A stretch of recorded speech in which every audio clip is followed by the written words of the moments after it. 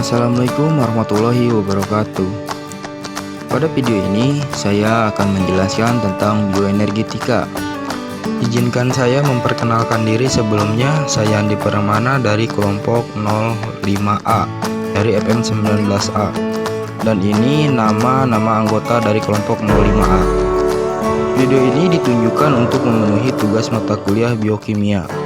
Mari kita mulai.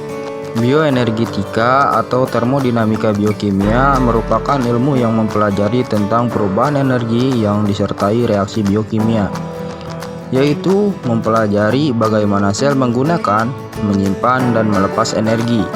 Komponen utama dalam studi ini yaitu transformasi energi. Energi pada fisika dibagi menjadi dua, yaitu energi potensial dan energi kinetik, di mana energi potensial dipengaruhi oleh ketinggian dan energi kinetik dipengaruhi oleh kecepatan. Selanjutnya ada sistem energi. Sistem dalam energi berdasarkan perpindahan energi dari sistem ke lingkungannya. Kita mengenal ada tiga istilah, yaitu sistem terbuka, sistem tertutup, dan sistem terisolasi. Sistem terbuka merupakan sistem yang menyebabkan terjadinya pertukaran energi bebas dari zat ke sistem lingkungan. Contohnya merebus air. Sistem tertutup merupakan sistem yang mengakibatkan terjadinya pertukaran energi panas atau kerja, akan tetapi tidak terjadi pertukaran zat dengan lingkungan. Contohnya air panas dalam gelas tertutup.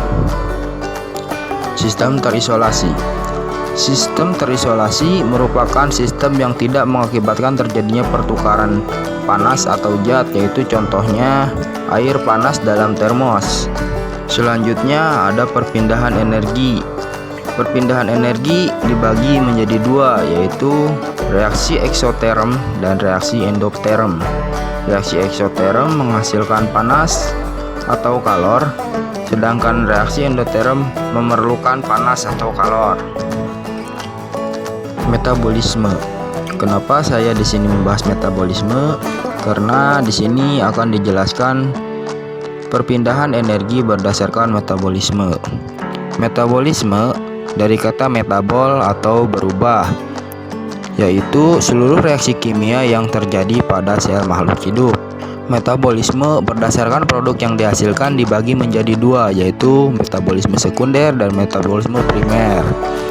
Metabolisme sekunder yaitu metabolisme yang berperan dalam pembentukan senyawa-senyawa tertentu dalam jumlah kecil, seperti metabolit sekunder, contohnya dalam mensintesis senyawa-senyawa racun. Sedangkan metabolisme primer yaitu merupakan metabolisme utama yang berperan dalam pertumbuhan dan perkembangan sel. Metabolisme primer dibagi menjadi dua, yaitu katabolisme dan anabolisme. Katabolisme yaitu reaksi penguraian atau pemecahan, contohnya glikolisis, oksidasi asam lemak, dan pemecahan asam amino. Sedangkan anabolisme atau reaksi pembentukan, contohnya yaitu biosintesis protein, biosintesis asam amino, dan fotosintesis. Selanjutnya dapat kita lihat di sini katabolisme.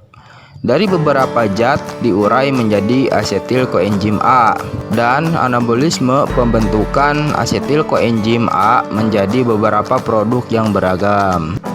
Selanjutnya katabolisme. Tiga tahapan utama katabolisme, yaitu pemecahan molekul menjadi monomer.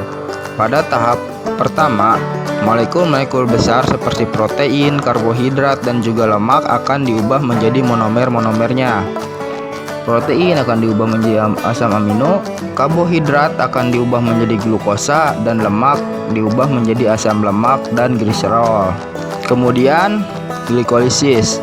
Pada proses glikolisis mengubah glukosa menjadi piruvat, dan selanjutnya piruvat akan diubah menjadi asetil koenzim A dan akan mengalami siklus asam sitrat atau tahapan yang ketiga. Siklus asam sitrat. Di siklus asam sitrat mengubah asetil koenzim A menjadi air dan karbon dioksida sebagai produk akhir yang akan menghasilkan energi. Selanjutnya anabolisme. Pada anabolisme ini saya mengambil fotosintesis sebagai contoh. Fotosintesis ini adalah sebuah proses biokimia di mana pembentukan zat makanan dalam bentuk glukosa yang dilakukan dengan bantuan cahaya. Fotosintesis terjadi pada dua reaksi, yaitu reaksi terang dan reaksi gelap. Reaksi terang, untuk reaksi terang ini sangat bergantung pada cahaya matahari dan terjadi pada fotosistem dalam tilakoid. Sedangkan reaksi gelap tidak tergantung pada sinar matahari dan terjadi pada matriks stroma kloroplas. Nah, ini kita dapat lihat gambar di bawah ini. Dari hidrogen akan mengalami fotolisis dengan bantuan cahaya matahari dan membentuk oksigen. Dan produk utama yang paling penting yaitu ATP dan NADPH. ATP dan NADPH ini yang bisa digunakan untuk melakukan reaksi gelap. Reaksi gelap ini akan mengubah CO2 melalui siklus Kelvin menjadi gula. Untuk singkatnya, pada reaksi gelap akan menghasilkan NADP+ dan ADP yang akan kembali mengikat atom hidrogen menjadi NADPH dan mengikat satu fosfat menjadi adenosin trifosfat pada reaksi terang, dan energi ini akan berputar terus-menerus seperti itu. Setelah kita membahas metabolisme, perubahan energi dalam sel mengikuti hukum termodinamika 1 dan 2, yaitu di mana hukum 1, energi tidak dapat diciptakan dan dimusnahkan. Hukum kedua, setiap perpindahan energi akan meningkatkan ketidakteraturan atau entropi.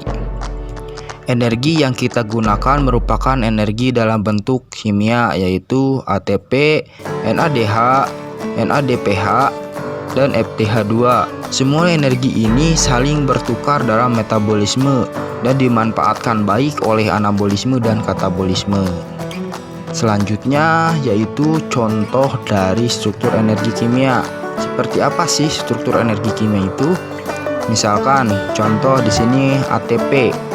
ATP berarti adenosin trifosfat, terdiri dari 3 fosfat. Dan fosfat yang menghasilkan energi itu fosfat pertama dan fosfat yang kedua.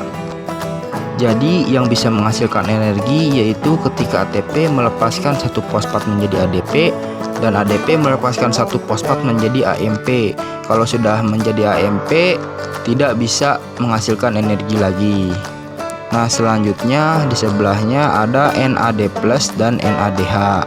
Berbeda dengan NADP, perbedaannya pada gugus hidroksil yang berikatan dengan fosfat.